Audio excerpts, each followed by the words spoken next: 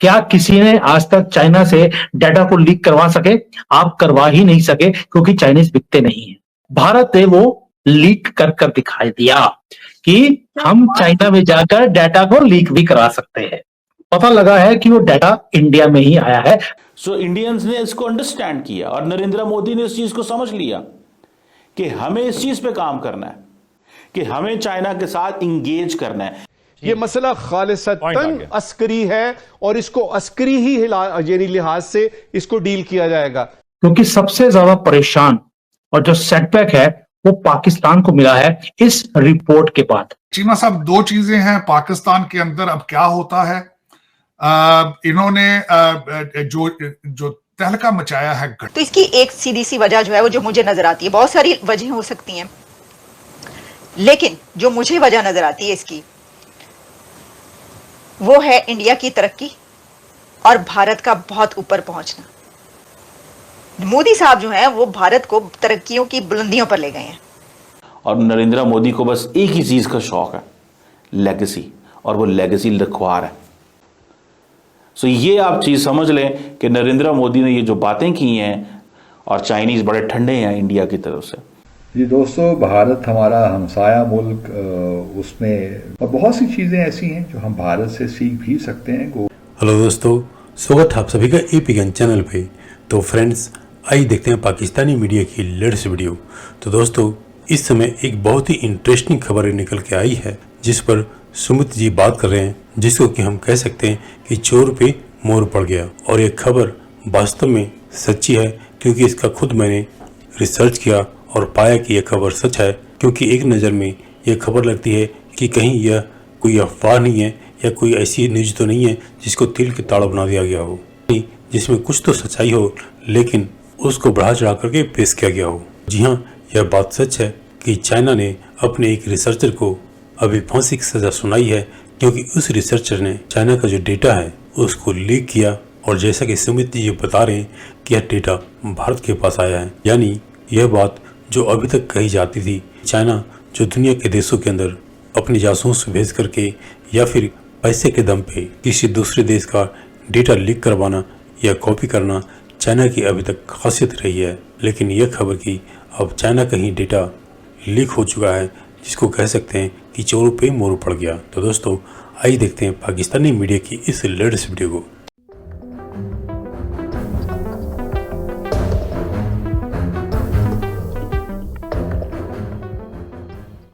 पहली बात, मैं हमेशा ठोक के बोलता था कि भाई चाइना दूसरे कंट्री में जाकर सारी चीजें लीक करवाता है, वहां से डाटा को चोरी करता है। लेकिन मुझे हैरानी बड़ी हुई कि जो डाटा लीक हुआ था उसमें एक स्टेटमेंट दिया गया था कि जो J35 है ये कॉपी है F35 का। ओ भाई, इसमें लीक करने की जरूरत क्या है?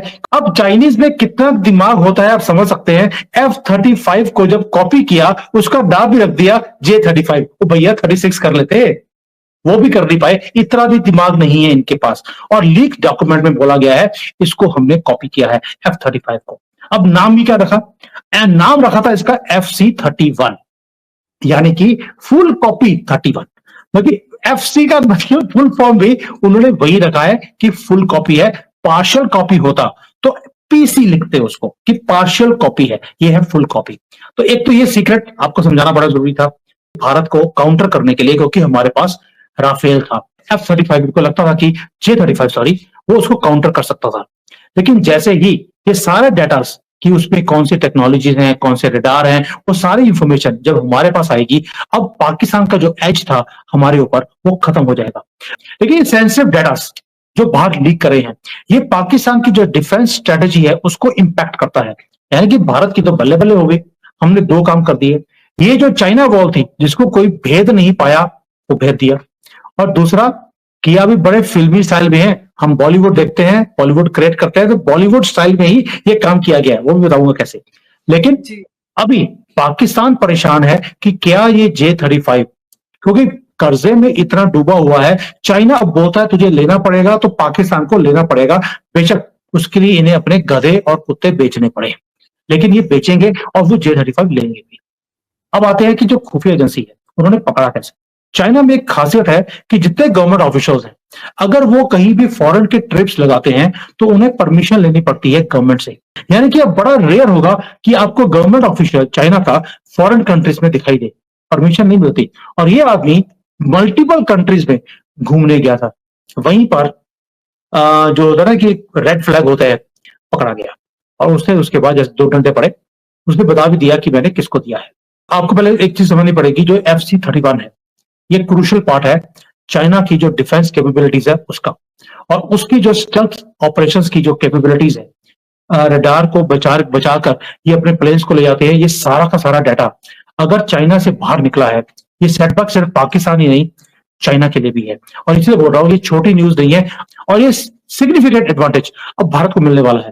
दैट मीन्स हमने चाइना को भी भेज दिया और पाकिस्तान की डिफेंस कैपेबिलिटी को भी हमने खत्म कर दिया है। यानी कि भारत अब बेनिफिट लेने वाला है इस इंटेलिजेंस लीक का, और ये पोटेंशियली हमें स्ट्रेंथन करेगा हमारी डिफेंस स्ट्रेटजीज को। पहले आप मुझे बताइए कि ये डेटा जो फिल्मी स्टाइल में लीक हुआ वो कैसे हुआ? देखिए, उसमें हुआ क्या था, इस आदमी को या तो जुआ खेलने की आदत थी या स्टॉक मार्केट में पैसे लगाता था। इसने पैसे लगाए और सब कुछ इसका खत्म हो गया। तो इस आदमी ने बहुत पैसे लगाए थे, पैसे उधार लेकर इसने काम किया था।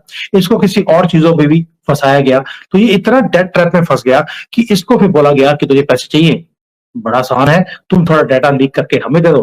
क्योंकि ये उस डिपार्टमेंट में काम कर रहा था जहां पर डिजाइनिंग का काम होता है J-35 का।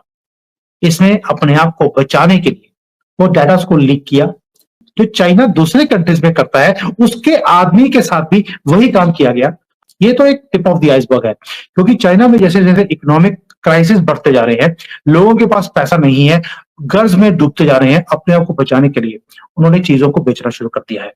ये डाटा बिल्कुल फिल्मी स्टाइल में निकाला गया। जैसे हम कई बार देखते हैं कि फिल्मों में कि एक आदमी है, वो कर्ज में डूबा हुआ है, उसको बोला गया कि भाई पैसे चाहिए तो अपना डाटा दे दे, हम तुम्हें पैसे दे देंगे। फिल्मी स्टाइल में ये होता रहा, अभी जाके पकड़ा गया है और इसको फांसी की सजा दी गई है, बिकॉज उसने ट्रीजन का काम किया है, उसने देशद्रोह का काम किया है।